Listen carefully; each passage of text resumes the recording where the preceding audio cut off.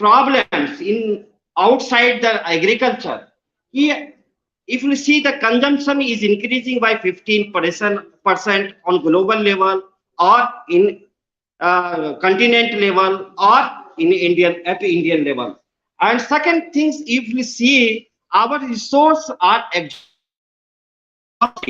So this is the challenge. And third things, if you see in the current scenario, fertilizer cost is going up. So every challenge farmer has to face. So if you see, of course, our horticulture production is increasing day by day or year on a year basis. That is 4%. But if you see the consumption, it is going up more than that. So if you see the second this one slide, very few percentage of this population are getting more than 400 gram per capita per day. This is a major population is not getting that much of fruits and vegetable as per the recommendation. If we talk about vegetables, only 250 gram per day per capita is getting. So that is not the healthy recommendation for vegetable requirement. So if you see all this, I have given the source also from where I have taken this data. So if you see the inside the agriculture, why our productivity is not increasing much more? What is the problem? Because outcome is our nutrient response ratio is going down from 13 to 3.7. So this is the main culprit. Ki our nutrient response ratio is not that much, so that we are not able to increase the productivity of any crop. The reason behind it, poor soil health. If we talk about organic, so many scientists has discussed on the organic carbon is going down, our pH is going up, this calcium carbonate is going up, EC is going up. So nutrient, if you see that, talk about the impact of this one, means nutrient uptake is not happening as per the requirement of the crop. So this is the one of the challenge. Imbalanced fertilizer use is there. Farmers are not using a balanced this fertilizer.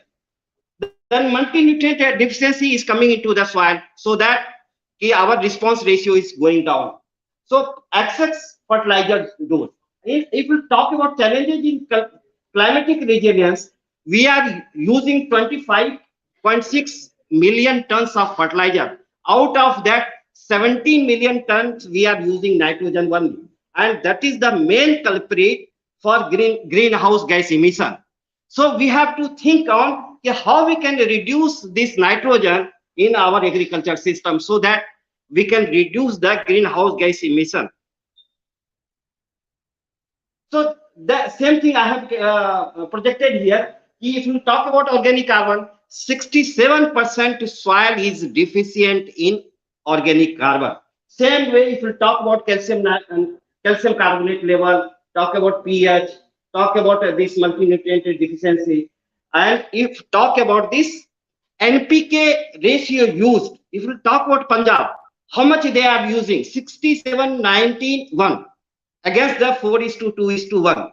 So see how farmer is using indiscriminate way, so that our balance is pollution is happening much more in the soil. So positive trend is that was the negative side. But what is the positive side? If we talk about this drip area is increasing, especially in horticulture crops. So we have opportunity to develop that type of technology. By using that technology through drip, we can improve the productivity, we can improve the quality of the produce. Second thing, we have AgTech. Now AgTech technology is coming. We can use that AgTech technology, so that we can give the recommendation to farmers on real-time basis. So fertigation, of course, there I have talked about AgTech. So solution is balanced nutrition, because we have to put pressure on the farmer, or we have to convince to the farmers to use the balanced nutrition on the principle of right ratio, right dose, right method, right time. Only that we can make the soil sustainable, as well, and other side we can improve the productivity and quality of the produce. So this is the 4R principle. If we talk about promote based management practice to achieve cropping system goal with minimize but field nutrient use and maximize crop uptake. But right now, this will not serve our purpose only. We have to go for right hand side, this one right ratio. We have to define the right ratio which is required by the crop at different crop growth stages. Only then we can meet the requirement of the crop. If it will be meet to the crops, only then we can increase the productivity of the crops. Right form, we have to see the right form of the nutrients, because all, suppose nitrogen is there, amide ammonical nitrate form of nitrogen is there, which form is most effective, which form is available in minimum interval of time, that we have to think on when we are customize the nutrients. Second thing, pH, we have to see the pH of the product, because if you talk about the soil condition, pH is going up, calcium carbonate is going up, EC is going up. If your pH of the product will be high, their uptake will be less, use efficiency of nutrient will be lower. So we have to think how much we have to maintain in the product itself. Only then you can get the more nutrient use efficiency. We had, already talked about form of nitrogen. If you want to minimize the greenhouse gas emission, one thing is dose, second thing form of nitrogen, because if you are putting nitrogen in the form of amide form, greenhouse gas emission will be more. If you are putting the nitrogen in the amide and nitrate form, you can skip the 15% percent of greenhouse gas emission. So advancement has happened. I am not saying advancement has not happened, because previously only soil application through state fertilizer was happening. Then complex fertilizer has come in role. Then combination of nutrients has happened, fortification has happened. Then what happened? The customization of nutrient has happened. Previously, before that, one nutrient, one macronutrient, two macronutrient fortified in the complex grade. But right now, customization of so many nutrients has happened in the NPK. So their impact is much more. Then drip came into the picture. Due to drip, there is impact on the yield and productivity and quality of the crop from drip itself. Then fertigation concept has come through water soluble fertilizer. Now I will talk on this customization of nutrient through fertigation, how it will impact to the productivity, to the quality, to the soil, all things I will talk about. So you already knowing that if we are going towards this fertigation, drip and fertigation, then use efficiency of nutrient will increase. Of course, it will impact on yield and quality of the produce. So now if you see that, that's just I am quoting here how fertigation is impacting. If you are moving towards this fertigation, how it is impacting to the productivity. So I will not go in detail, because this is from secondary literature. So now I will talk about the solution, that is Solutec, which my company, I have developed this solution. So I will especially focus on this solution. So what is the basis approach to develop the solution, that is Solutec? Basis what we came to know that how nutrient partitioning is happening in the crop at different growth stages of the crops. Then we define the ratio at different stages of all the nutrients. Whatever nutrient is required for that stage, we came to know and we standardize. And not only ratio we standardize, we standardize the dose. Already we have written here. For that stage, we define the total dose. We define the per application dose per acre. We define the interval of per application. Then we also took in our consideration the soil status. What is the organic carbon average organic carbon status, pH, calcium carbonate, EC, and nutrient status, because this is the major challenge in the soil. So by taking this approach, we developed the solution, and right now we have developed for 3 crops: grapes, tomato, pomegranate. Where challenges is more, if we talk about grapes, what farmers are facing, farmer has put so many fertilizer at a time because they are not having one product where all the nutrients are there. So they are facing the challenge. For overcoming that challenge, minimize the challenge, what we did, we stage wise we developed the grade. For suppose I have written up to 35 days. After pruning up to 35 days, we define one grade 15, 28, 6. And others means secondary is there, micronutrient is there. It is in that ratio which is required by the crop. We define the total quantity at that stage. For application, what should be the dose? We define. So for grapes, we define the three grades as per the state. We define the grades for tomato, for three stages. Same way we define the grades for the pomegranate, because this crop is very complex crops and farmer is not able to understand the requirement. So it is this solution making their life very easy, and additionally they are getting the, in case of grapes, they are getting the exportable quality of the grapes.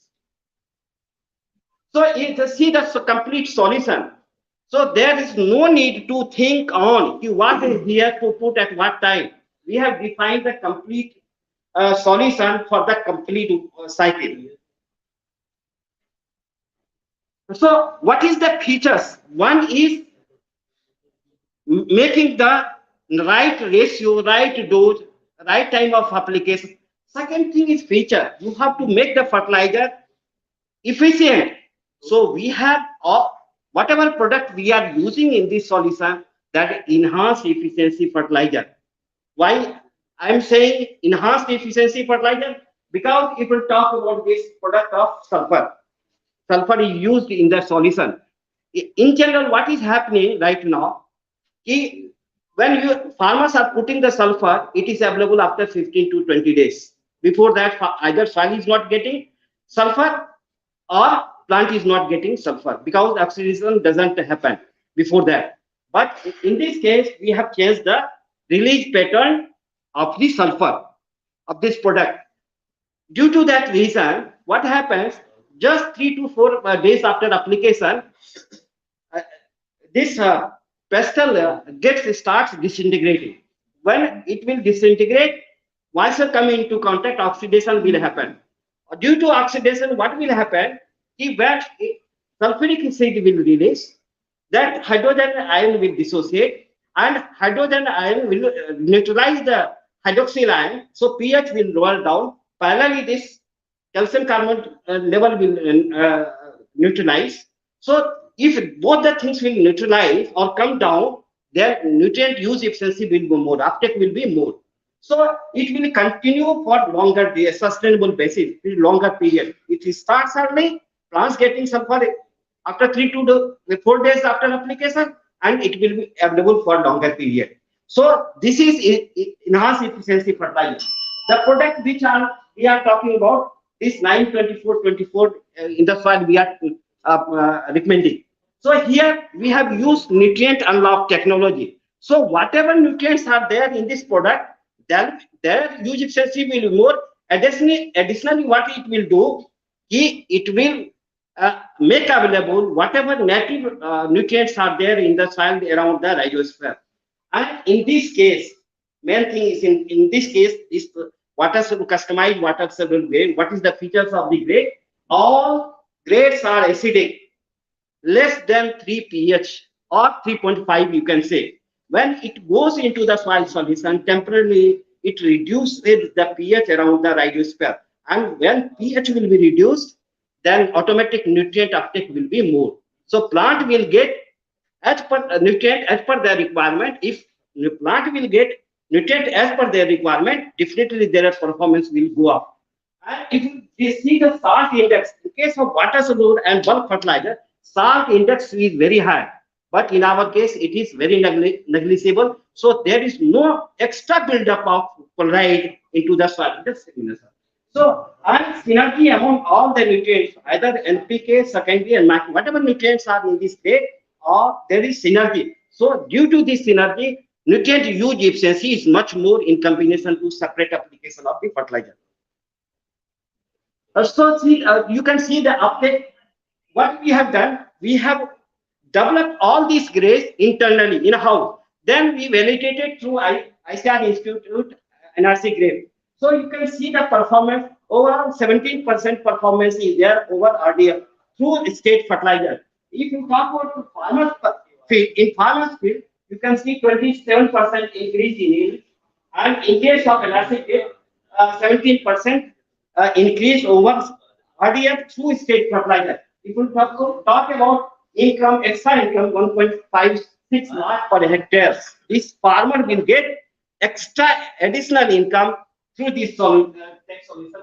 62% nitrogen saving is there against the RDF. 62% nitrogen saving you can think about. Yeah, how much reduction in nutrient. So same way, in-house, this is the in-house. So just 2 minutes, sir. Just now I'm on. 2 minutes, sir. See that post harvest soil status. You can see how much. If you are reducing, you will think the scientist community will think post harvest soil status will go down, but it is not happening like that. You can see here. So same way we have tested in tomato and we have validated through IHR Bangalore. Same way there is increase, 40% increase over farmer practice and 17%. This you can say increase in 20% lycopene content in case of tomato. 17% increase in lycopene content. You can think of, and 67% reduction in nitrogen level. You can think of. And if we talk about Maharashtra, this is from IHR because nitrogen. Okay. So just now, last, you can see the photograph difference. You can see you can see how much number of fruits per plant you can see here. This is just like a apple. And next step should be we can combine this technology with the AgTech so that farmers can get recommendation based on real time. We will connect with the software so that farmer will load that NDVI value and farmer will get immediate recommendation based on their crop this one status. So take away is if wanted to increase the farmer's income, increase the productivity, we have to go through this solution or we have to go by the customization route. Only then we can increase the farmer's income. And of course, from government side, they should put pressure from the government channel on increasing the drip area. Only then farmer will be more. Thank you. Thank you very much. Giving a nice presentation of the nutritional requirement of tomato, grapes. Yes. But I will request other, it will be injustice to give less time to others. Because everybody wants to present as much as he has. But all the senior persons are there for the lead presentation. So I will request them to concise and go directly to the point, not have the very lengthy introduction. Those are skipped away and we are only reducing the problems. Thank you very much. Then we have Dr. Vishana who has long experience on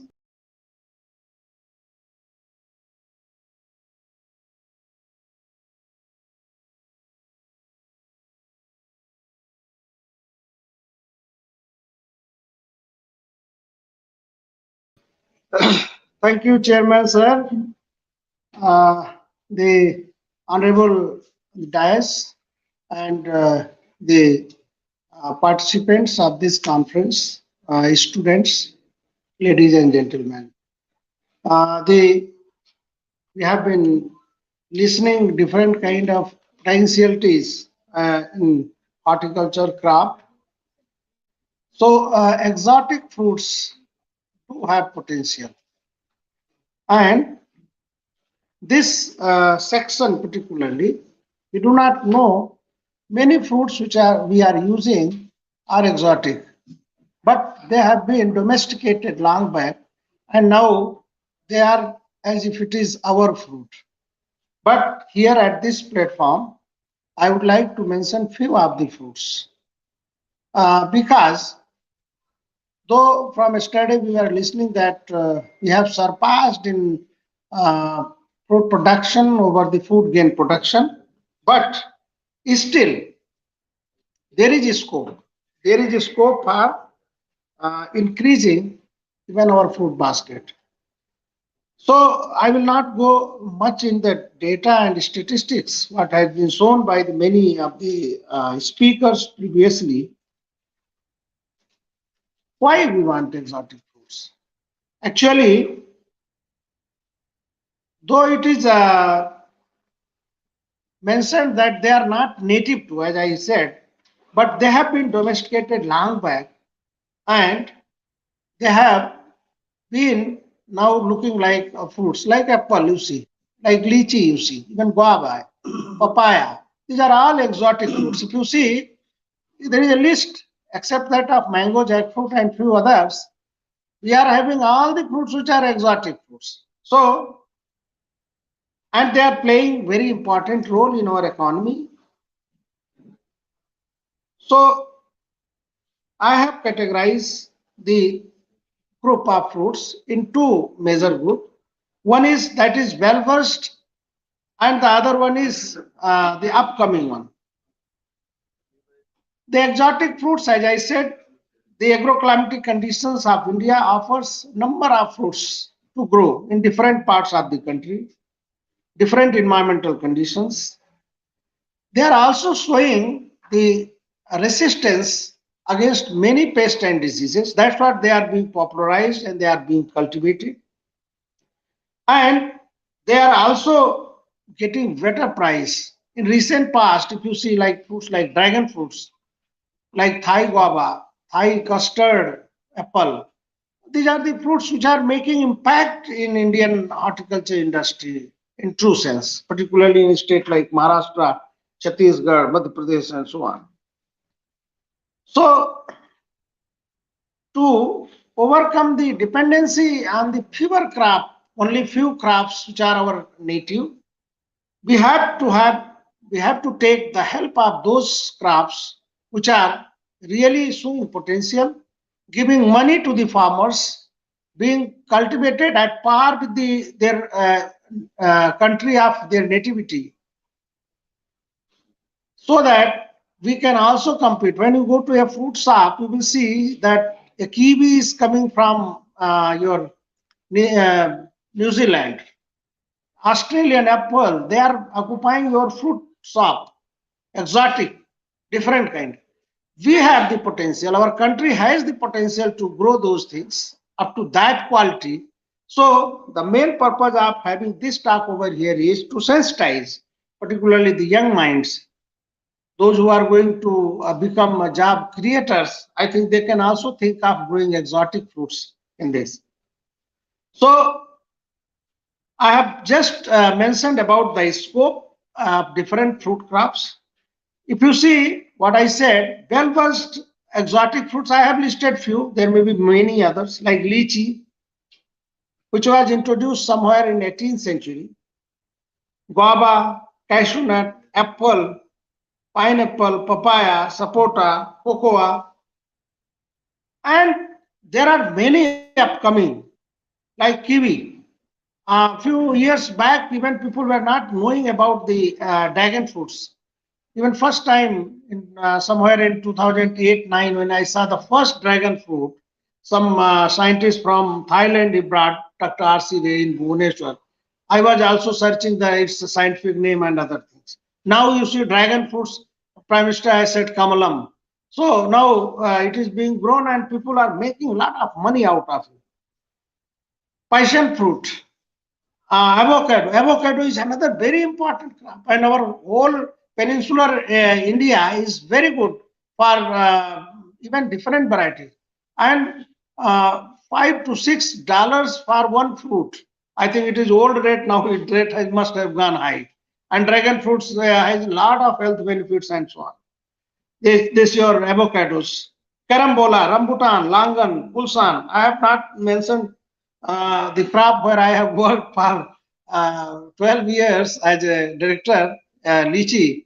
And I think everybody in the house, they know the importance of lychee in Uttarakhand, particularly, and in the country itself. So these are the fruits which have been fig, loquat, persimmon, mangosteen, elephant apple, tree tomato, durian. Durian is another very important fruit. Although it is very in Thailand, it is banned in the hotels to bring durian because of the very strong odor. But here in our country, in particularly in Kerala and Karnataka, coastal areas, people are cultivating this durian, and durian is very costly fruit. So I think the range of fruit crops are available, which are exotic in nature, having good potential in our country, in different states, different agroclimatic conditions. Those needs to be tapped. Those needs to be uh, taken further to develop the agrotechnic, as my friend Dr. Yadav was mentioning, for three crops. I think he should also take to many more crops like guava. One farmer was asking any fertigation schedule has been developed for guava. I was searching some literature. So I think there are scope for these exotic fruits also. There is a scope for development of these kind of package of practices which can really help the farmers to harvest more. I will mention few and show some photographs you must have seen, must be, but for the students. This kiwi is one of the this temperate region. You can grow it, and some of the our stations, particularly the Solan Agriculture University, some Barapani and other ICR institutes are located at higher altitudes. Doctor साहब का भी संस्थान कुछ काम कर रहा है इस पर. So this is very good, and it is a fruit. वो अभी बहुत मार्केट में बड़े अच्छे पैसे पर बिक रहा है और उसको बड़े से सजा करके तीन तीन फल का एक बना के दे रहा है. Marketing is another very important skill. Once your product is good, you can put at a very good means packages and other things. So these presentations will be available for the students to copy. I will not read. I have mentioned a lot of things about their scope, cultivars, their production technique, propagation techniques, and so on. So this will be available. I will request the organizers to provide copy to in the compiled form. Dragon fruits, again I said, dragon fruits is a very new, recent, if you say it's a very recent introduction. Some 10 years back it has been started, and I was there in Calcutta. Earlier it was said that it's a cactus kind of, and can be grown in drier parts. I have seen in Calcutta, he is growing a wonderful dragon fruits, and from half an acre area, he got 20 lakh rupees in 3 years time span. And still his crop is coming up. He has also find out some chemical spray. We were also thinking it may be GR or cytokinin. A mixture of chemical is getting from some other country. It's not branded one. So that is, and it increases the size by means double. The same variety which has been taken from BCKB at the farmer's field, and they have utilized that chemical spread. I have seen from my eyes only 2 months back when I happened to be in BCKB. So these are the type of technologies will be required. How to boost up the production and the quality of this dragon fruits. Although it has been established that it can be grown length and breadth from these humid areas like Kolkata, Nadia, to Gujarat, to even south, extreme south, and also in the some subtropical region also. Then passion fruit, it has made history in the Manipur and other states where it has been used for particularly for beverage industries. Yeah, avocado, as I said, it is one of the very important crop, particularly for South India, and we at IARI Jharkhand also has started working on this avocados because we have to collect the good genotypes, particularly Huss and other varieties which are having high potential. IHR is also working on this. Carambola, this is another very important natural oxalic acid containing fruit, and it has very good scope as far as the health food is concerned, particularly. Rambutan is again very important. The Karnataka and then part of Kerala, they are growing commercial rambutan, but we are having only introduced varieties in Indian system. Only this Arka Arun and Arka Pitambar, two varieties has been developed in rambutan, and here is the picture for Arun and Pitambar.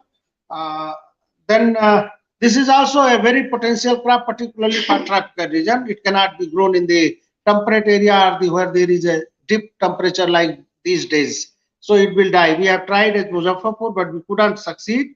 But in southern part, it is one of the very potential crop and very good crop.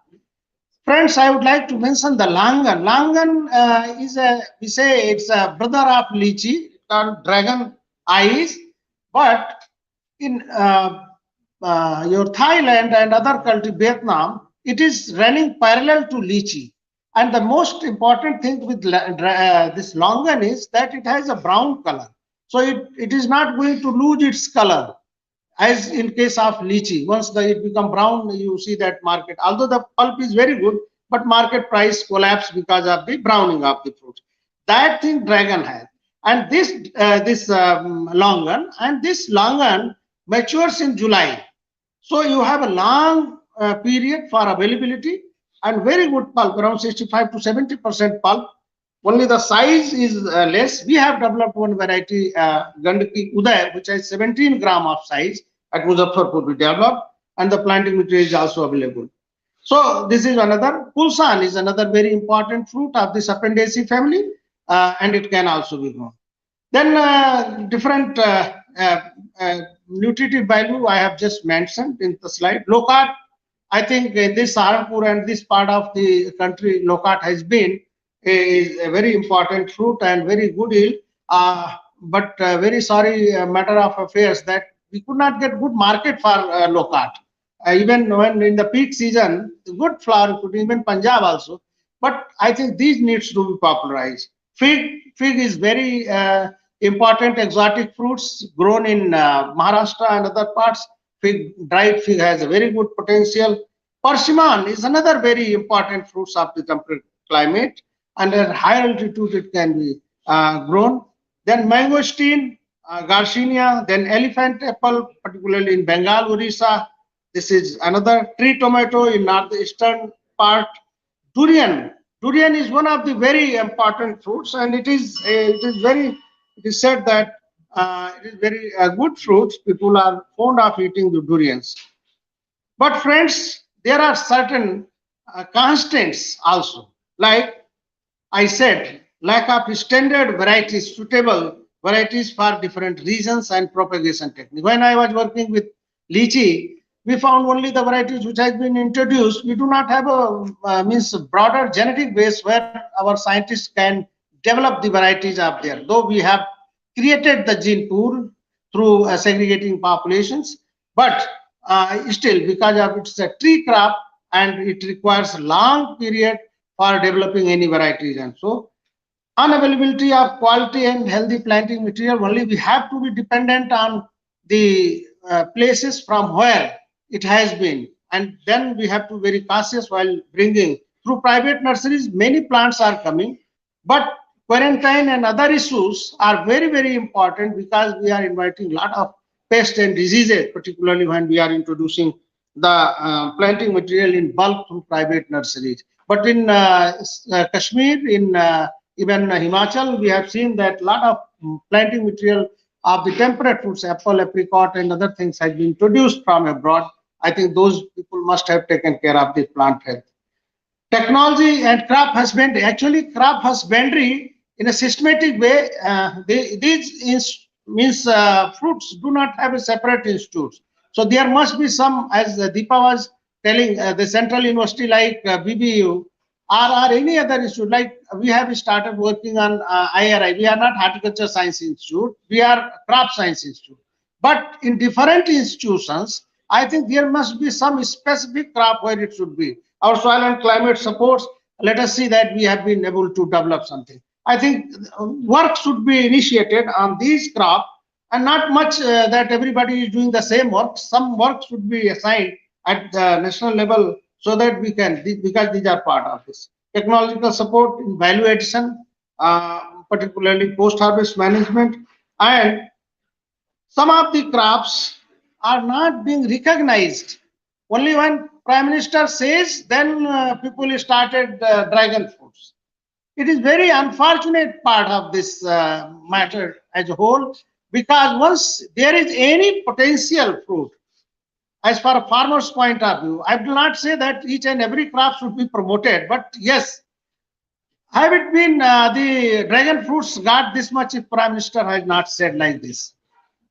क्या आपने कभी सोचा, क्या इस तरीके के लिए kiwi के लिए कहा गया होता तो आज कीवी हमारे देश में काफी आगे बढ़ गई होती? क्या हमारे और भी तमाम जो फल हैं उनके लिए कहा गया होता तो हम उसमें आगे होते? लेकिन फॉर्चुनेट, चलो ड्रैगन के लिए कहा तो ड्रैगन फ्रूट्स कम से कम हो सकता है वो ड्रैगन ड्रैगन सब आजकल चलता रहता है ना, वो ड्रैगन में ही कहा कि ड्रैगन को करना है, तो इसलिए अच्छा है जो भी हो जाए, है ना. So friends, we have to develop these strategies for developing the entire range of informations, the propagation techniques and others. So in conclusion, thank you Chairman sir for giving me double bell. Various exotic fruits are being in India, which does not appear exotic. They have acclimatized well under Indian condition. हमको ढूंढना पड़ रहा है कि कौन सा इसमें exotic है, इसकी nativity नहीं है.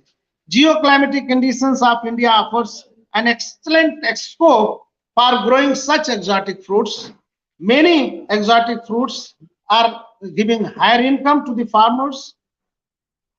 A wide range of exotic tropical, subtropical, semi-arid, even arid fruits has vast potentials of cultivation, particularly in the marginal lands too. Hence, these needs to be promoted at large scale in suitable regions wherein Bihar kind of state, or Uttarakhand kind of state, or West Bengal and other, I think most dominated state with cereals and pulses, they can also be exploited if the money is there. So I have not mentioned the strawberry. You see a lot of money. So there are many fruits are there which are exotic in nature. So thank you very much. With this, I will end my presentation, and I will thank the organizers for giving me this opportunity to speak on this. Thank you, Dr. Vishwanath, for making the exotic fruit in KPIs. Thank you. And now we invite Dr. Patel for recent innovation in mechanization for the feeding of horticulture. It's not there. It's okay. Then we will request Dr. S.S. Sidhu Saab, but I will request him go to the court. Leave the field aside because sometimes many fruits don't have value with the field. Come to the court.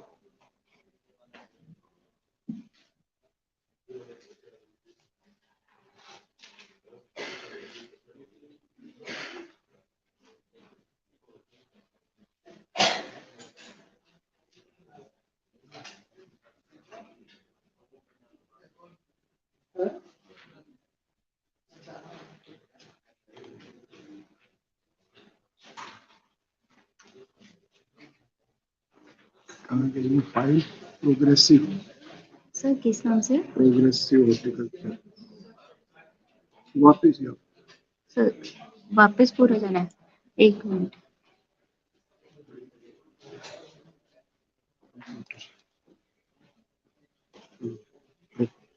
एक minute sir.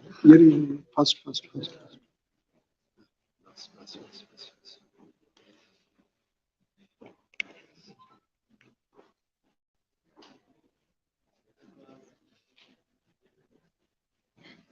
Thank you, Chairman sir and co-chairman, my dear colleagues, senior, junior.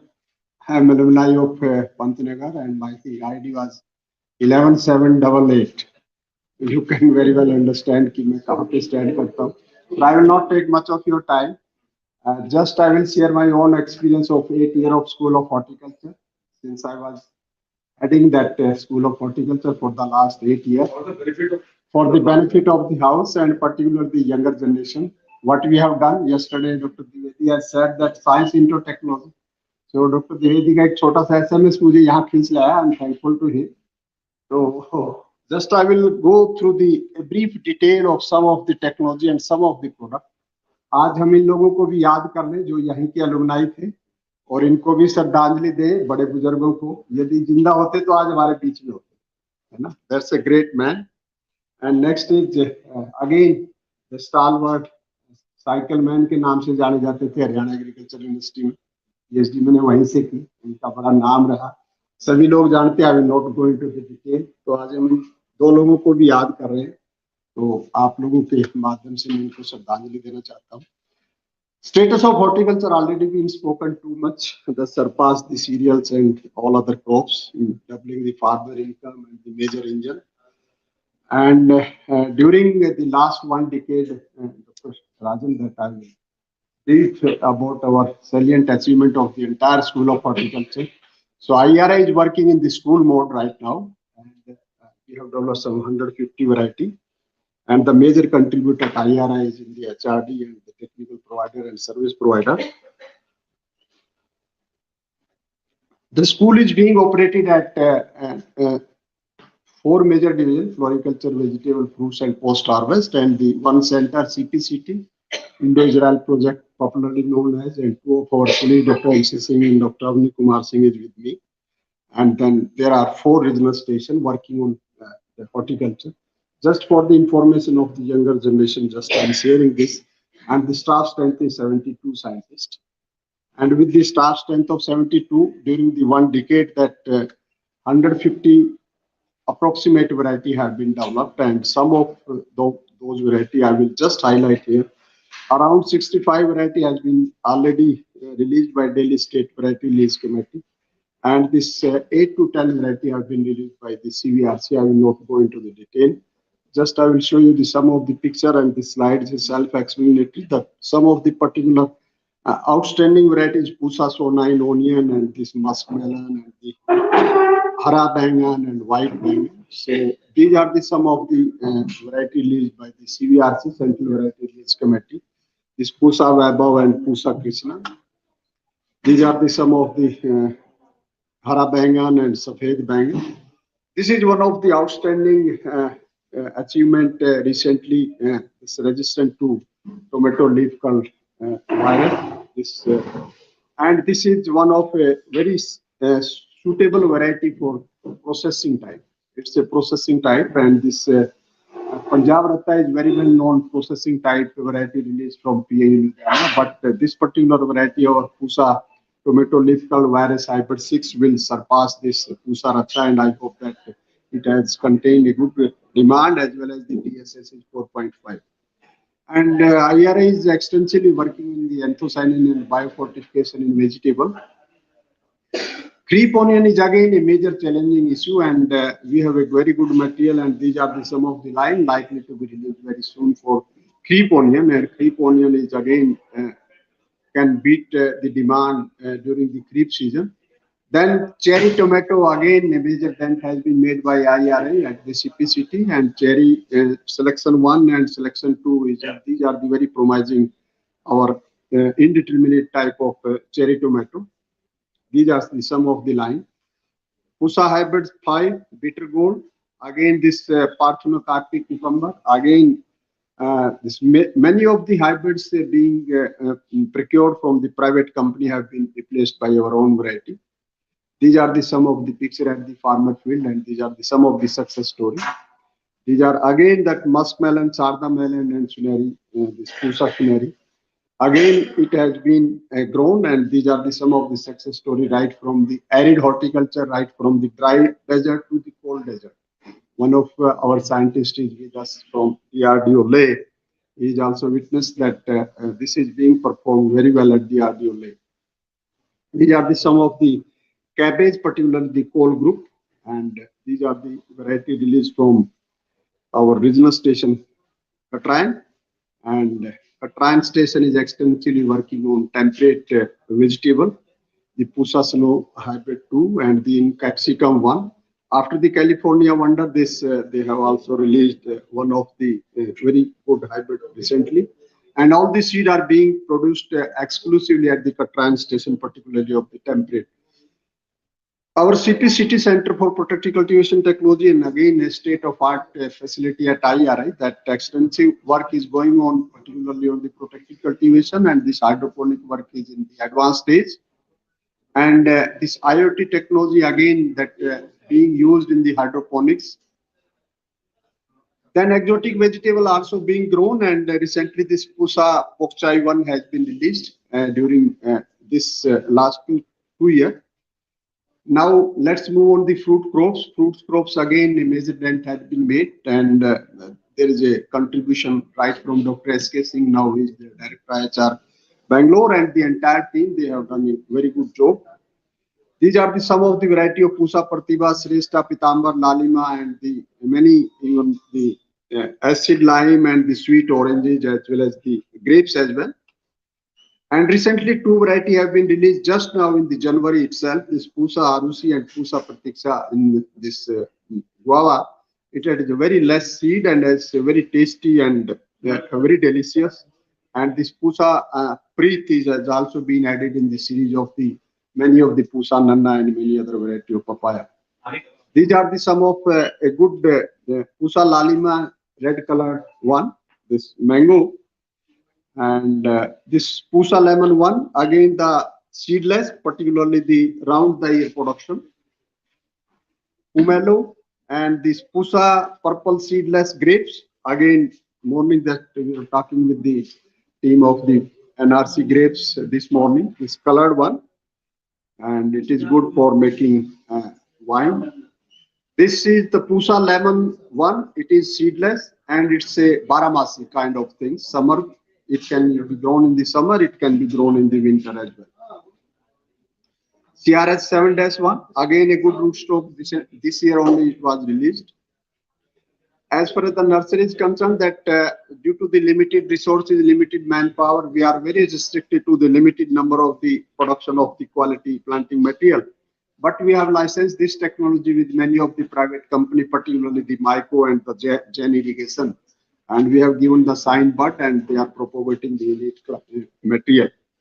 This Pusa code is again one of our very prominent lateral bearer, this variety, and it was the walnut, it was released, and this work was carried out at our regional station, Simla. And these are the some of the technology of this walnut and other thing has been licensed with the many of the private company, and they are propagating that kind of a material. And the Simla station also had been identified the woolly aphid resistance line in the Meles baccata. Now we move on to the floriculture and landscaping, where I was heading the department for the last 8 years. Some of the salient, I hope that the chairman sir like the most this particular subject rather than the fruit, because always he is talking of floriculture, cup flowers, ho raha hai, Sindhu kab ho raha hai, kab ho raha hai. So sir, just I would like to draw your attention to some of the flowers variety. So large number of variety have been released, 25 approximate, but some of them are being presented over here. Then we are the leader in the case of this gladiolus. More than 150 variety are there in the IRI. These are the some Pusa Sinduri. This color itself will speak. This Pusa Subham, Pusa Kiran, again the white one. This Pusa Manmohak, Vidusi, Red Valentine. It was released by 2-3 years before.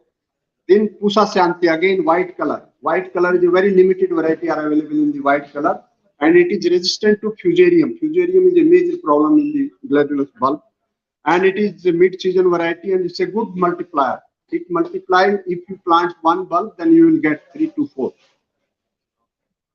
So this is the overview of the field. Pusa Rajat, this year only, in January only, notification has been issued from Delhi government. So this was released. Pusa Lily 1 is the first time of the hybrid was developed. Otherwise, we are importing this lilium material every year from the Holland. And this was the variety released at Katran station. I am also one of the part of that program.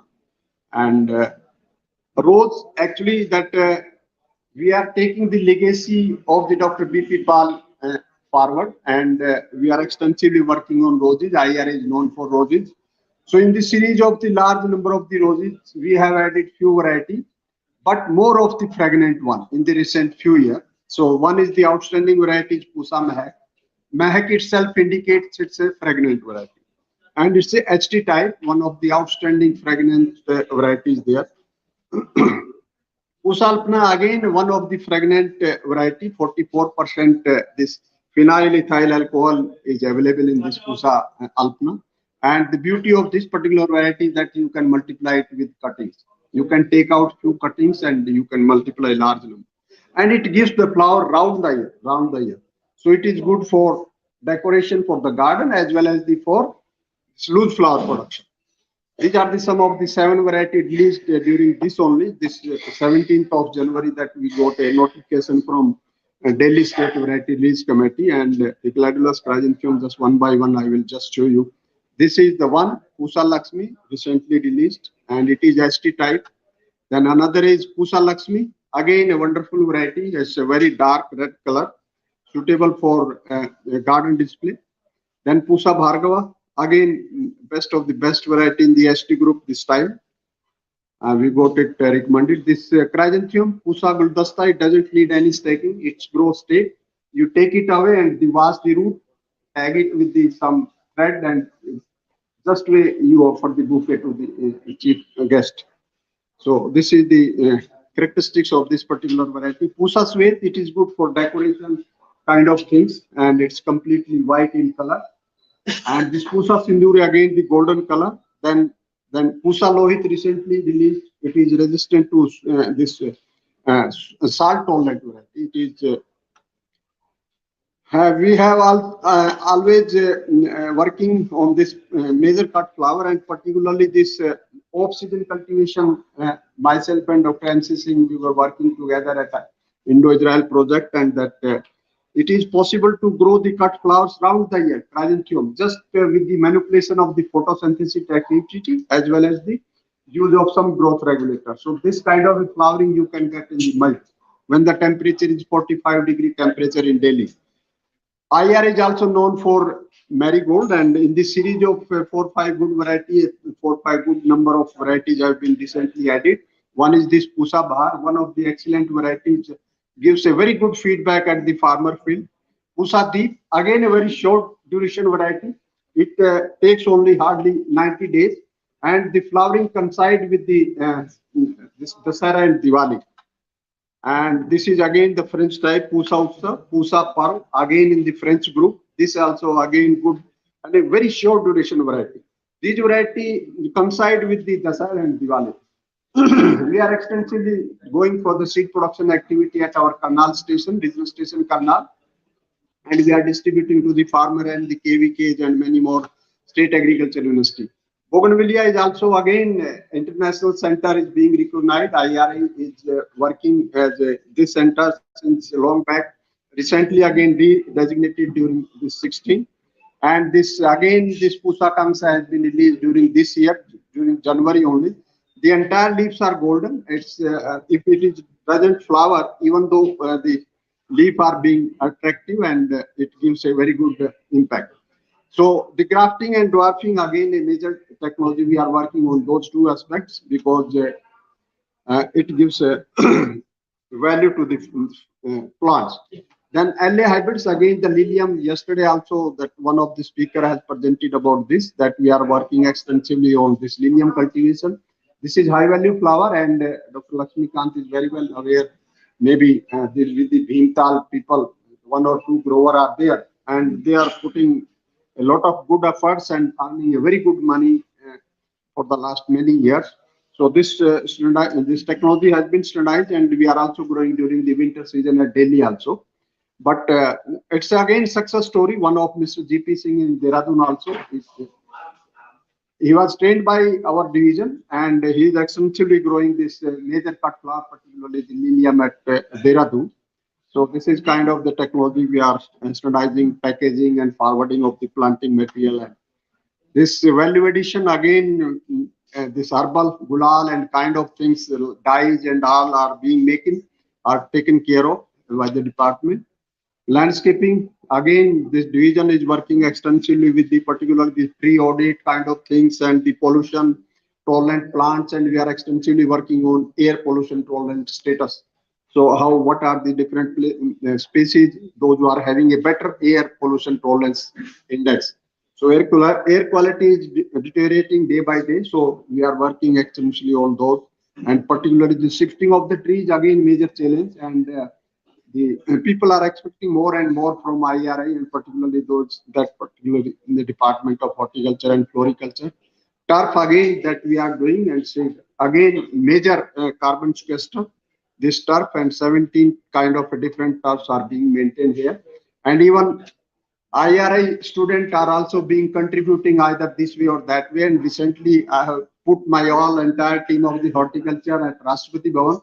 So they are as a guide, and house, this garden is open for 2 months till 31st of March. So you are welcome to visit anytime. At every nook and corner that our horticulture student will be standing over there, and they will guide you and they will take you away in the through the garden. They are the all my PhD student, MSc student from horticulture, floriculture, and vegetable and post harvest. These are some of the challenges I put forward before the younger generation, particularly the to work with the transgenic biochemical approaches and the quality planting material already spoken too much, and the linkage between the public-private partnership. So some of the challenges are there. So thank you very much, sir. And this is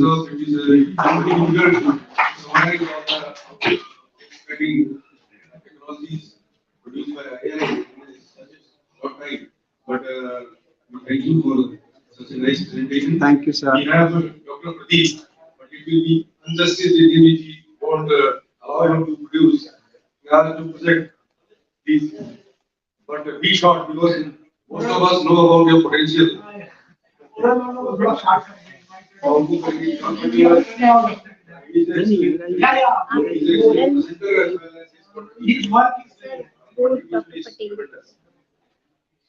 Pradeep ji, kindly summarize it. Okay, sir.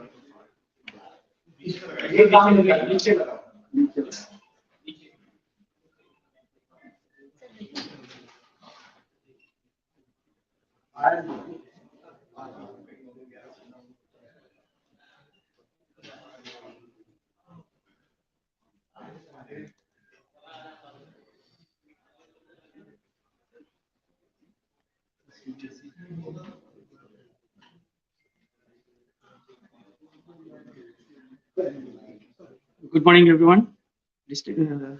Respected chairman and co-chairs, reporter, and all the distinguished delegates. Although my presentation was it was an oral presentation, but the coordinator Divedi sir said that you include some more information so that students get benefited. What we are actually working at our station. The topic was innovative solution for managing marginal soil water environment for the success of protected cultivation in the hot arid region. Looking at the background, Rajasthan itself produces only 30% of the total requirement. 70% comes from other states. Because of that high price, we pay almost 2 to 3 times, and that is the poor quality because it reaches to the consumers second or third day, and also less nutrition because of the loss of freshness and other things. So what could be the strategy? Strategy is to produce more from the less, so that we could provide some sufficient quantity. That's why protected cultivation is an important sector emerging particularly in the difficult environment, whether it is a hot desert or cold desert. So now it is in, I am concentrating to the hot desert, and this provides protection to the crops from the external factors and also create favorable environment. That is why plants are growing well under those conditions. It is started in India somewhere in 1990s when it comes to the down on plain, and the current situation is in 2020. There are so many reports saying this much area, that much area, but the authentic report came this year only, and it was based on so many things kept into the mind. And today the area is 14,366. People are talking 1 lakh and so, but that 1 lakh includes low tunnel row covers. It is only permanent structure, that is greenhouse. Greenhouse are the permanent structure, whether these are plastic house, glass house, or shade net house or net houses. If you see the trend, somewhere in 2012 to 16, when every year greenhouse development structures construction is given here, and it down in these last 2-3 years, as compared to the previous year, there are several reasons. As per the industry's experts, they say that only 5,000 hectares are actively working out of 13,600. There are several reasons. And the basic issues, challenges, particularly in arid region, which is entirely different than the other parts of the country, and the water quality is very poor.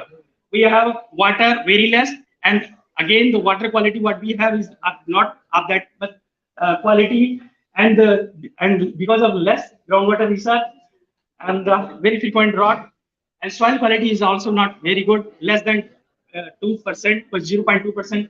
Organic carbon content, low fertility, low water holding capacity, and secondary salinization because of the irrigation. And environment is also very harsh, from sub-zero to 48, 50 degrees Celsius temperature, very high wind velocity.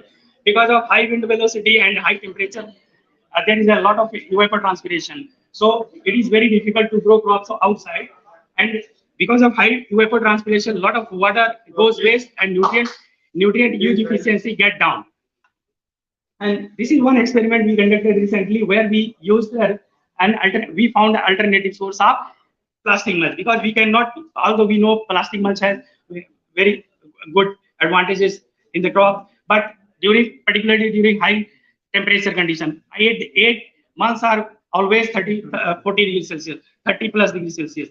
In those conditions, plastic mulches cannot be used. So we found alternative, that is inorganic material, reflective mulch, that also increases the light at the ground level so that we can have a good produce. And this is called the reflective mulch.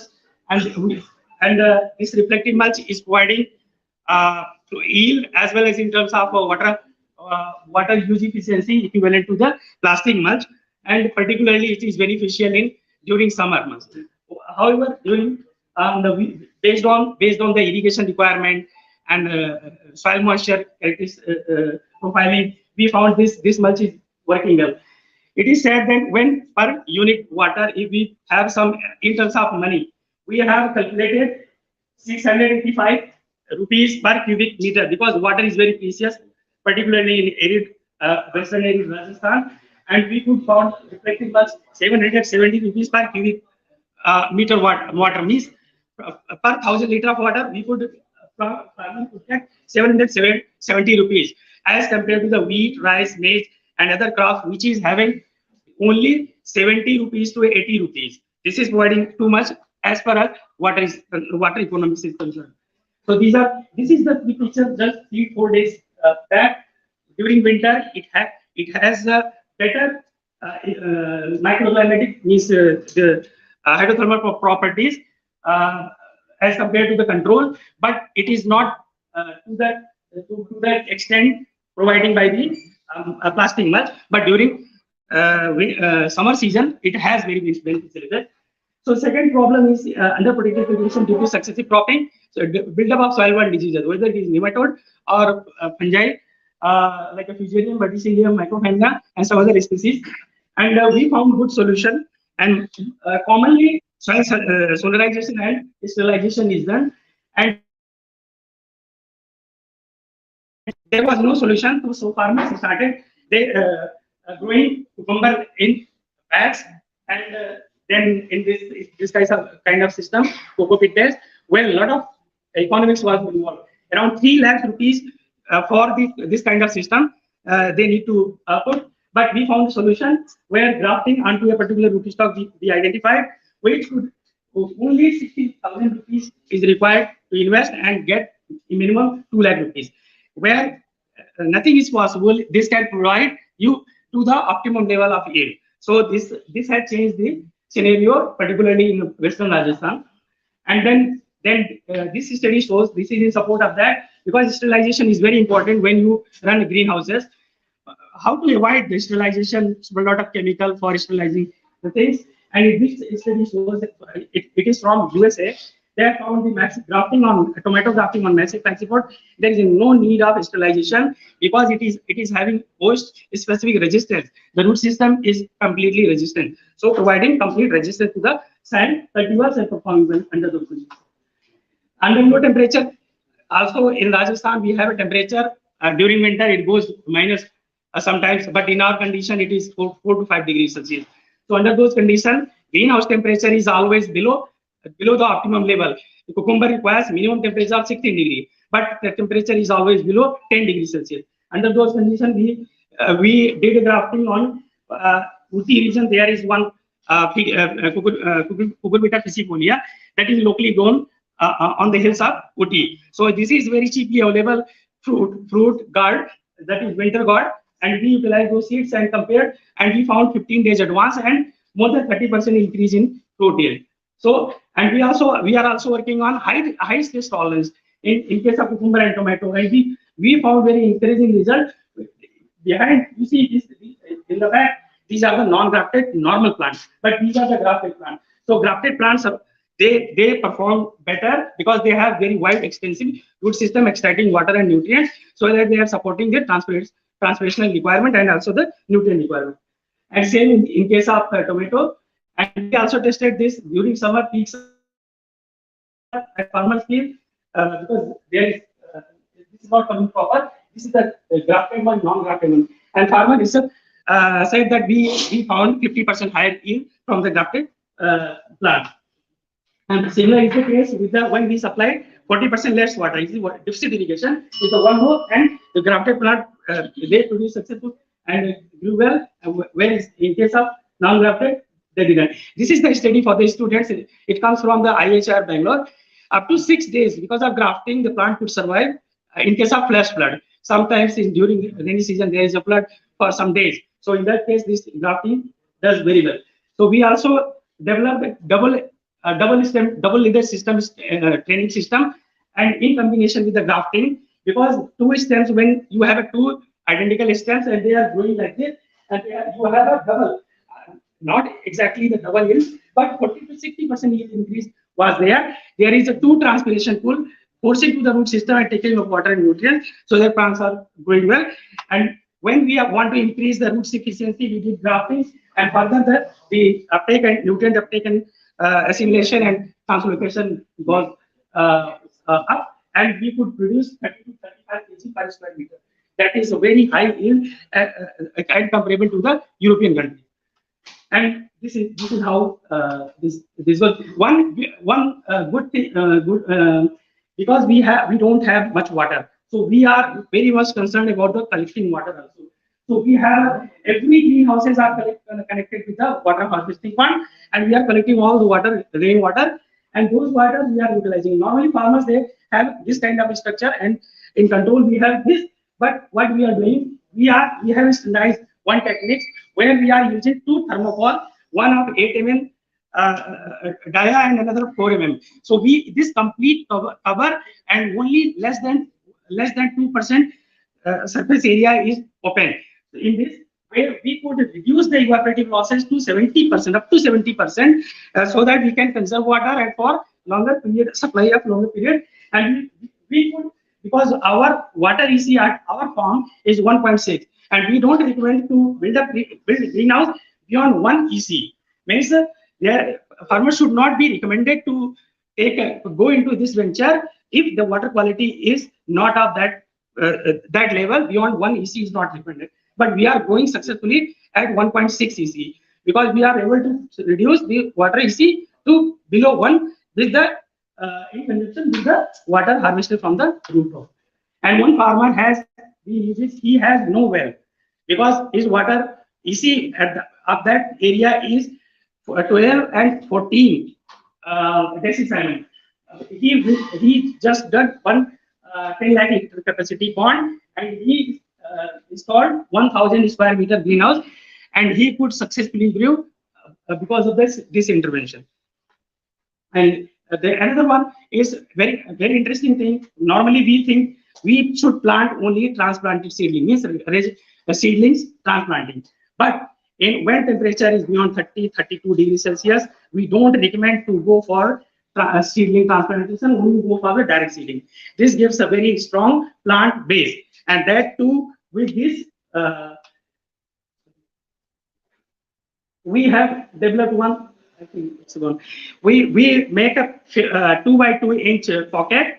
Then we fill coco peat that is already inoculated with the fungal and bacterial like trichoderma and pseudomonas, and then we sow the seeds and and also mycorrhiza. It develops since the beginning. It has the root system has already inoculum and multiplies, so that plant seedlings healthy plants grows up. And this is what urban horticulture is required, and also we are working on it. This is just 2 by 2 feet tower garden where 4 square meter is supporting 42 plants. That is equivalent to, if we are going on the circle, 40 square feet area is required. And water saving is 95% to 98%. I'm not saying 90%, 98 up to 98%, because only 30 liters water we are filling, and 50 it lasts for 15 to 18 days, and lot of water saving could be achieved because we are concerned about the water saving. We are also aerovated. We have all our requirement we got designed from a company, Green Tangent at Jaipur, and we are comparing because Dutch bucket system and aerovated system and the coco pit system, we are comparing this. This is the Pusa Sarda melon. We just this season this is under our field in the greenhouse, and this is under low cost protected structure that we have designed and developed a complete model. We have developed that has already been sent to the Rajasthan government, and these are the Pusa variety, Pusa cherry tomato, two, that's golden and red. And what the yield we got, even Dr. P.K. Singh, he said I never saw this kind of fruiting, and that too in Rajasthan, in desert, and in naturally an insect double 2-layer insect proof net house. So these are some other shades. So we are training to up to 30 feet, and we have harvested up to 40 kg per square meter. And this is what we want to achieve. This comes from Netherlands. They have complete recirculation system. They are utilizing everything. This is a circular economy system, their project, and they are working on under Horizon 2020. And they produce 300 liters to 4 liters per kg of produce. And we have achieved up to 25 liters. I hope in some day we also will have that level of water saving. Thank you very much. We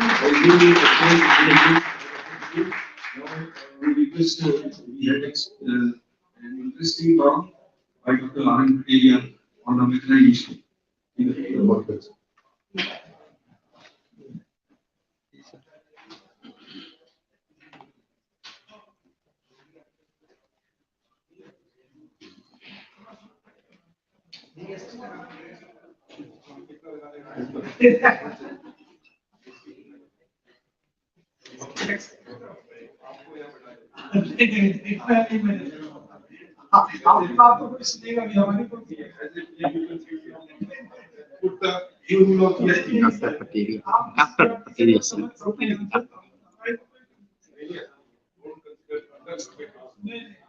Dr. Pantnagar 2023. ऊपर ऊपर ऊपर ये sir इधर हाँ हाँ ये अब इसमें ऊपर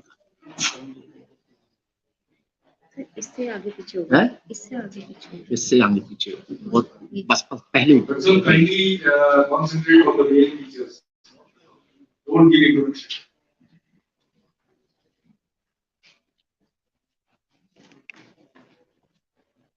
Honorable Chairman, Co-Chairman, Rapporteur, and distinguished delegates present in this house. I am confining only regarding the importance of machineries in general, and in the context of this conference, in particular regarding the importance of mechanization, particularly in the field of horticulture.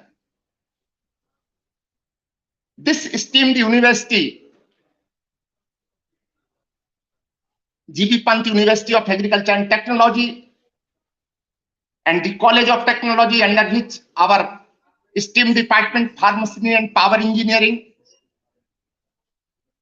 we got one research project from Department of Science and Technology to develop a machine, particularly in the context of orchards, horticultural field. Because in general, in the field of agriculture, lot of work that has been carried out to improvise or to enhance the productivity per unit area of land, either improved seeds, fertilizer, insecticide, pesticides, and whatever may be the practices by which we can improvise the production per unit area of land. But I can say no emphasis or little importance was given on the mechanization of our agriculture in general and horticulture in particular. What about to the productivity? If we compare ourselves in the context of this country, right from independence to till this 2023, our productivity in any crop, in any season, that has been increased manifold. But when we are going to compare in the context of European countries or United States of America, where we are, although we have developed the improved seeds, fertilizer, insecticide, pesticide, and whatever may be the practices, but why our production per unit area of land is not at even till today with compared to either United States of America or European countries. The only lacuna that we are facing, that is the mechanization. कहते हैं शक्ति से भक्ति होती है. हमारे यहाँ जो पावर अवेलेबिलिटी है per unit area या per unit hectare, that is too low. Only I am totally that's how I will take only, if you permit me only 2 or 3 minutes, I can complete in that stipulated period. No problem. I am only giving the emphasis, importance of mechanization and directly our machine only. And whatever may be the detail, if anybody required, I am available in this university. Our phone number, site, email, that is given already on the site. So what about to this productivity per unit area of land in the context of our country, importance of mechanization that is not given in our country. On this today, only Madhya Pradesh that has the separate Directorate of Agricultural Engineering.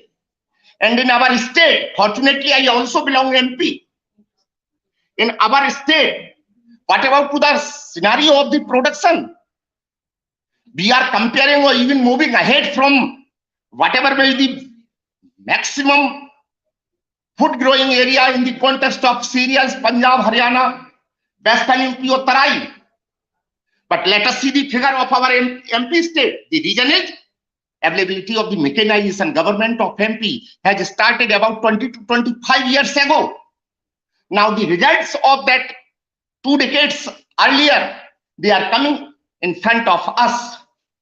The power availability in either in European country or United States of America, that is about 5 kilowatt per hectare.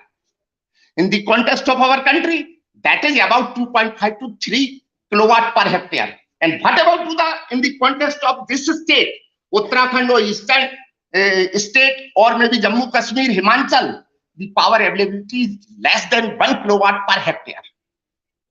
That I have quoted, Shakti se Bhakti. जब power ही available नहीं है, तो production lakh आप improved seed, fertilizer, insecticide, pesticide, जो चाहे practices कर लीजिए. If we are lagging with the timeliness of the operation, our production will be drastically reduced. And that is the main cause. Now, fortunately, Government of India is giving the emphasis on this area. And we have developed a machine for different type of waters, whatever may be the water, either mango, guava, lychee, apple. About this machine, basically I am going to describe over here, that is offset rotavator. And this offset rotavator, it is equipped with the sensor. And we have provided not this our GPS or maybe operated by chips, etc. Because we very much familiarized about the availability of the signals. So we use this here sensor, that is the mechanical sensor. And the beauty of this machine, it is offset rotavator. You can visualize from the picture that this our attachment of the machine with the 3-point linkages of the tractor. It is not in the center. It is at the one corner. And the rotary speed that is given from the PTO of the tractor. This sensor, you can visualize just simply this hanger. It is actuated by this mechanical sensor. And this machine is working just like Black Hat commandos. Our machine, which will run between the trees, it will do the operation. And machine is moving in forward direction between the row. Whenever the obstacles, and the obstacles will be the stem of the tree, either apple, guava, mango, or whatever it may be, this machine will move automatically outside. Since tractor is moving in forward direction, machine is doing their interculture job between the trees. And whenever this hanger will touch the stem, machine will automatically move away from the tree. And again, then obstacle is over, machine will enter between the tree and do the job. Because we very much giving the emphasis and hardcore reality, the availability of the manpower during the peak agricultural seasons, that is not available at that time. And this project, basically, it is operated and completed successfully, and this machine is ready for marketing in the field. And in coming due course of time, this machine will be readily available in our Indian markets. I would like to run only 1-minute video over here.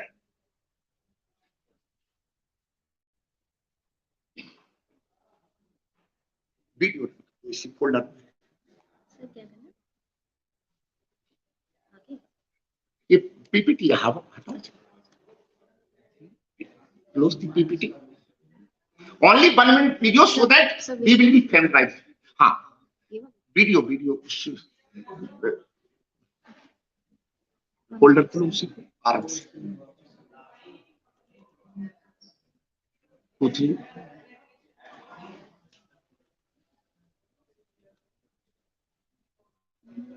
Doctor Aryan, हाँ, ये इसमें ऊपर दिख रहा है piers वाला नाशपाती. 30 minute, हाँ, click. Let us see the working operation of this machine, and it is operated in our Horticulture Research Center of this university.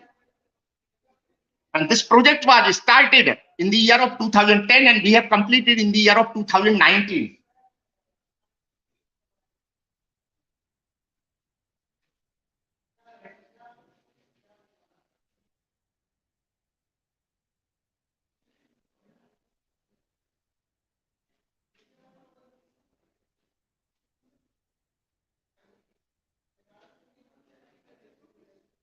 And when we have submitted this initial proposal in front of ex-director of IIT Roorkee and the chairman of ISRO, Dr. Veda Chalam, they were interested to submit only those proposals, the machine which are not available in either in our country or in abroad, and which is going to cope our need in coming due course of time. Accordingly, we have submitted this proposal. Proposal was approved, and finally, we have developed this machine. Our networking partner, they were Punjab Agricultural University and CMERI Central Mechanical Engineering Research Institute, Durga. Any question or query? Thank you also for nice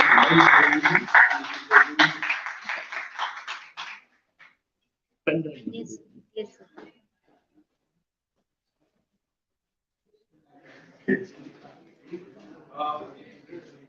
Well, now we can start the oral session with a very short time with all the presenters who will take only 2 minutes. It is 2 minutes for presenting the results. They should not introduce it, they should not discuss much, and they should go directly to the results. And conclusion. Thank you. So first of all, we will invite Dr. Bhavana Anand, who will be speaking on the effect of growth hormones on calcium and morphogenesis in Jasmine. Actually, if she's not there, then we can have Ajay Kumar Sharma. Dr. Ajay Kumar Sharma. Who's the session meeting? Dr. A.K. Singh.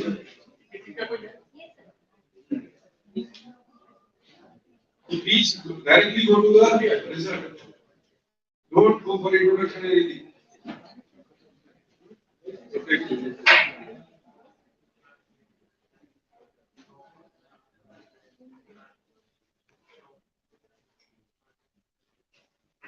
Show me to me, sir. Yes. I think. So next is Indu Arora. Please be ready. Working on, she will be presenting on vegetable grafting. She is not there. The next one is सब इधर गए ना कि Dr. Nikhil Bhatia.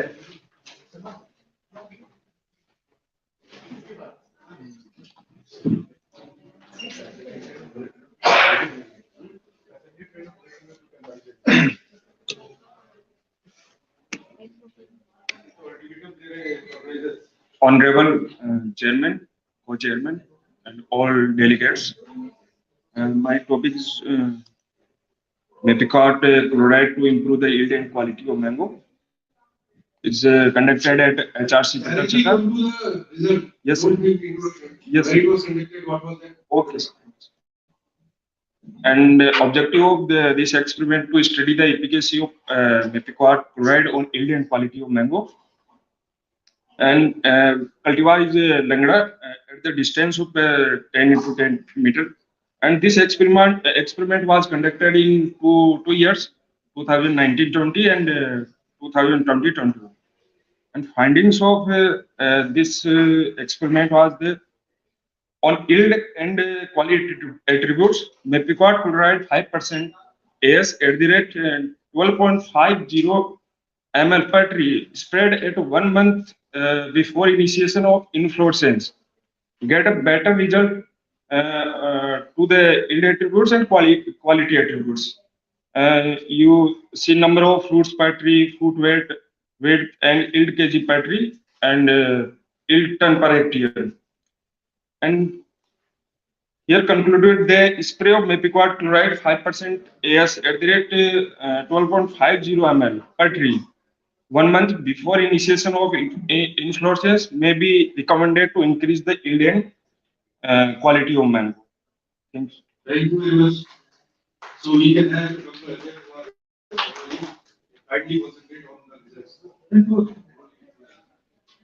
So next one is Dr. A.K. Singh. He is completed. Now into Aurora. Whether here? Please. Then we can go. Sir आपने लगा दिया हाँ हाँ हाँ देखिए सब Dr. A.K. Bhatia is there. देखिए सब आई नहीं सर की पेंसिल this here no अच्छा पहले से ही है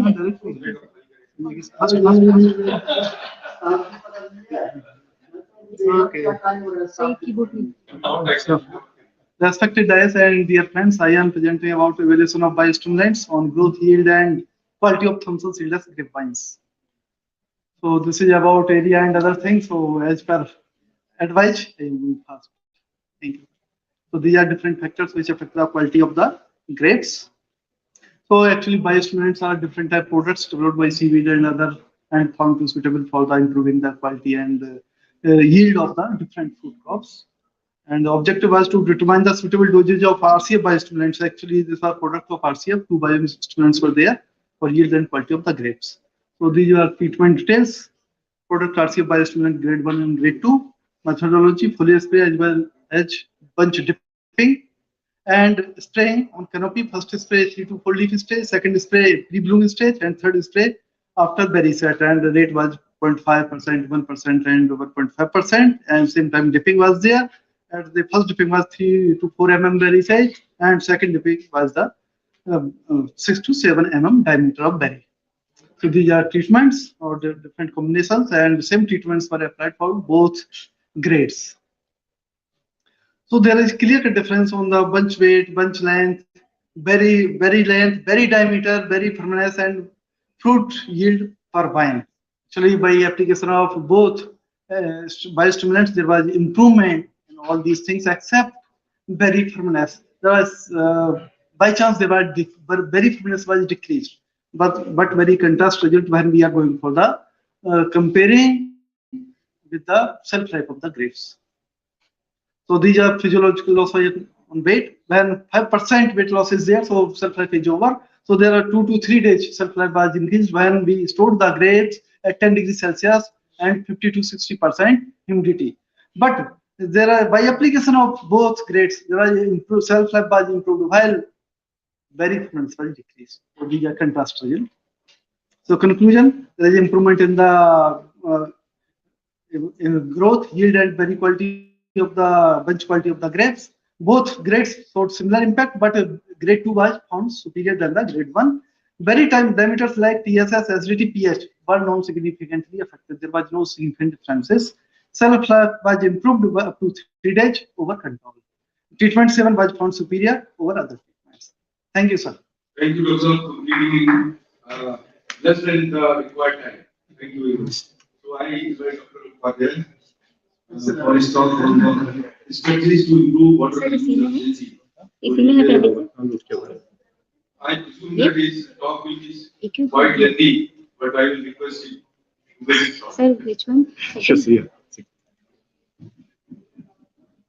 Then Niveda Murthy, she there. Then PK Panda, Good afternoon, everybody. JPC. We are all aware about the drought risk and the water stress situation worldwide, and that's why the global map very well defines the same thing. And if you look at the status over here, some few years back, if you look at that, what the newspapers had, and you can see the different projections from them, and subsequently some of the statements made by just like Dr. Rajiv Kumar, that is the largest groundwater user, consumes roughly around 251 billion cubic meter. And that is also one of the reasons that the groundwater levels have declined by 60% between 2007 and 2017. And not only that, in fact, if you look at the all India rainfall figure currently in the last 30 or 40 years, it has now reduced to 868.8 mm. That is the normal, as compared to the previous normal of 880.6. So we can always see that the water level, the water availability as such is getting reduced, and most of the groundwater is basically being used for the agriculture purpose. And to top it all, the fourth important point is the frequency of the extreme climate events. And these extreme climate events are leading to high intense rainfall in less number of rainy days. And that's how one of the leading persons had said that we should make the running water walk, because we need to have sufficient moisture available in the soil. Let's come to the grape, where exactly the grapes are grown. Morning we had talked about the arid, but 90% of the grape cultivation is in semi-arid ecoregion. That is mostly it's in the Maharashtra and not Karnataka. And the area itself, if you look at it, the precipitation only meets 40% of the annual potential evapotranspiration demand. And it's arstic soil moisture means it is a dry soil moisture regime, drought prone area. Many of the districts over there experiences drought once in 3 years. So everybody knows that water scarcity can't be fixed without fixing agriculture in India. And one of the examples, what we have worked out basically with the grapes export in totality. If you see with the 80% export from Nasik, instead of 7.85 to 8 lakh liters, the farmers are using far more than that. The reason being, since it is a commercial crop, naturally the farmers, they don't want to take it chances and they tend to use more water, which has got also an environmental impact also. So for every additional 1 lakh liter of water used on a per acre basis, roughly 210 crore liter of water is wasted if it is not proper. And if we turn to use it, then we can expect another 21,000 acre area to be in cultivation either for grape or some other fruit crop. And everybody knows over here that whenever there is a problem, it is always the farmer with a lesser income who suffers the most. So what NRC has done is we have already devised the irrigation schedule afterward and coming into picture. And compared to the farmer's practice, the schedule what we have developed saves roughly around 53% of the irrigation water. Different varieties require different quantum of irrigation water.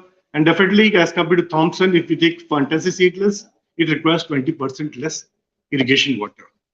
And this particular variety, if we combine with another technology that is subsurface irrigation technology, which I'll be showing later, it will be producing roughly around 1.7 tons less yield as compared to Thompson, but utilizing 100 mm less of irrigation water in a season.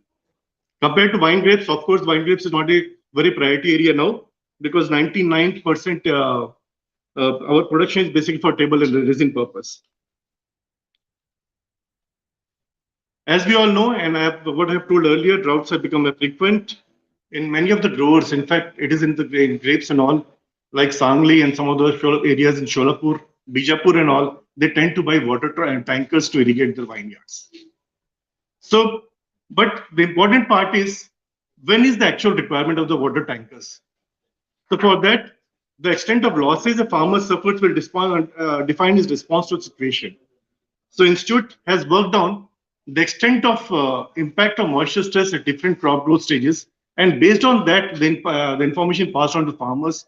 So where at all, if you have to go for purchase of tankers or of the water and all, you can always concentrate on those crop growth stages. The same thing we have also checked in the farmers field also during 2014, 15 and all. We went to Nasik and there actually we have seen that what are our results, whether they are similar to what we get in the farmers field. We are seeing two different values, 50%, 32%. 32% was in black soil, similar to what we have in NRC grapes. 50% was actually in the light soil, and everybody agrees that actually the light soil, the impact has bound to be more. So we worked on solutions. What solution we have to minimize the impact of moisture stress? And we had worked on 3 strategies. One was the subsurface irrigation, second is the mulch and anti-transparent, and the third is partial root zone drying. When we talk about subsurface irrigation and anti-stress mulches, this work was actually carried out during 2003-04 when Maharashtra and Karnataka was facing the acute drought situations. Around 35,000 acres of area were actually uprooted in Tasgaon area of Sangli district. And that's where that time the buried laterals were not available. We had gone with the PVC pipes.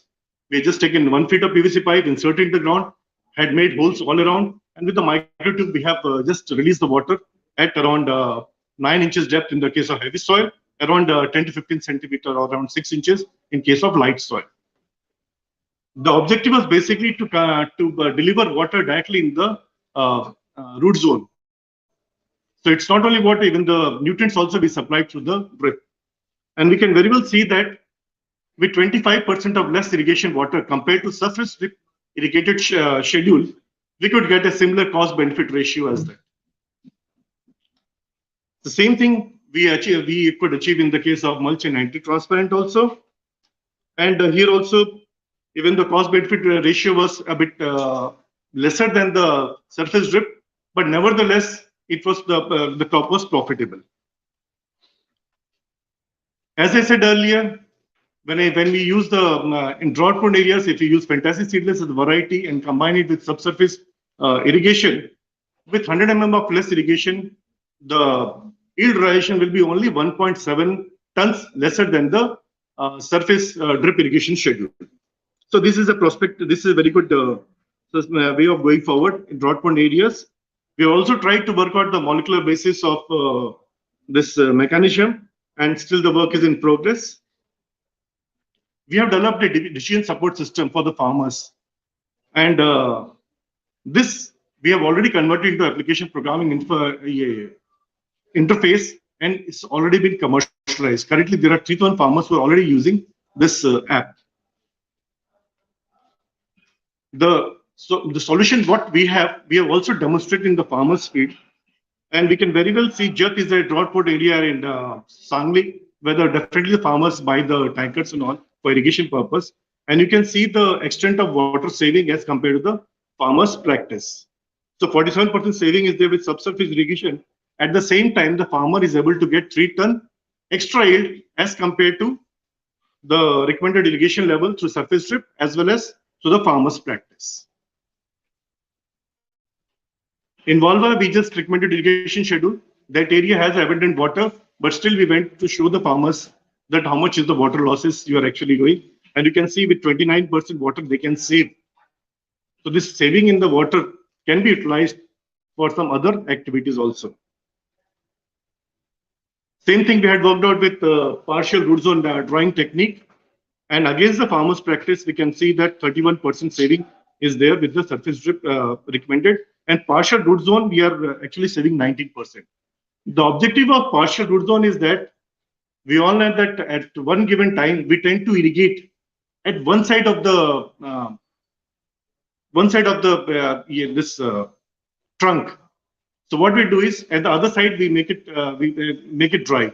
So there are actually two laterals which are running through a single row, and one side we irrigate, the other side we keep it dry. Objective is that the place where it is dry, it tends to send a signal saying that we have a stress issue, whereas the side where it is wet, it says that we have sufficient water.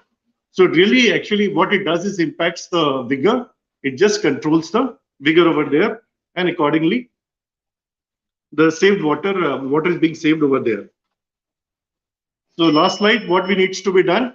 We need to manipulate now. Work should be done on manipulating crop load based upon the available irrigation water.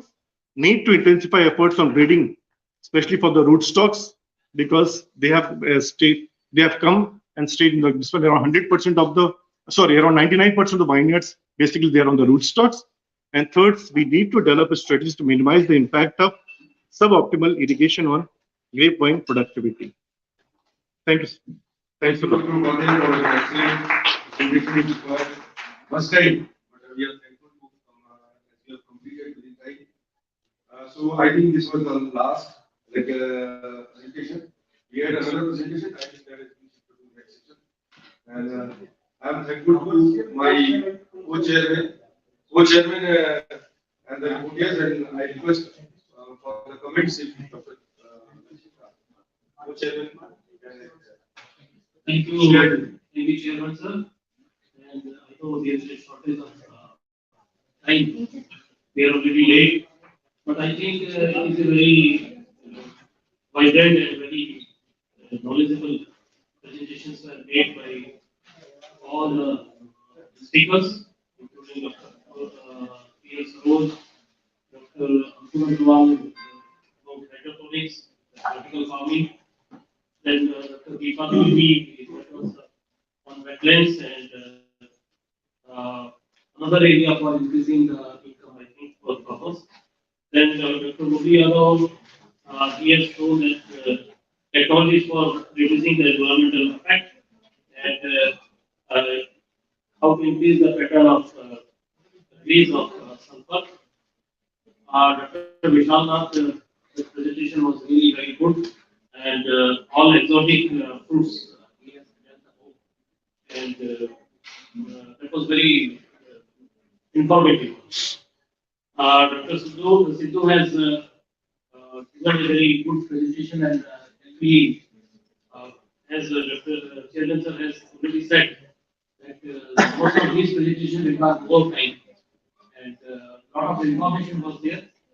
But good thing is that we, within a short span of time, we could get benefited from this one. Then Dr. Pradeep, that was very good presentation about that arid horticulture and how to increase the economic returns in those areas. Dr. Pataria's presentation about the agricultural allocation and offset automation is good. Regarding the oral presentations, all were very crisp and very targeted, and I congratulate all the presenters for enlightening us in the different areas. Thank you very much. Thank you. Thank you. I'm grateful to the organizers for giving us this opportunity, for sharing our ideas in this session. Thank you. Now we request to Chairman sir to give the mementos to the invited speakers. Dr. P.L. Saroj,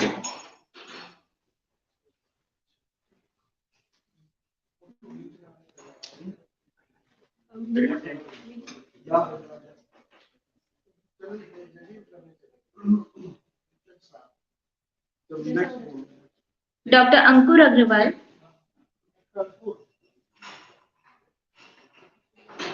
Dr. Lakshmi Pant,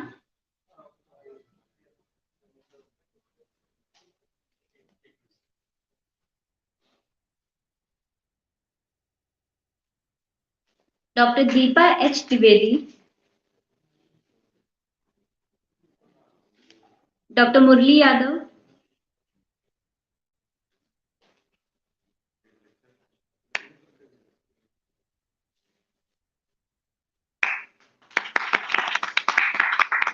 Dr. Vishal Nath,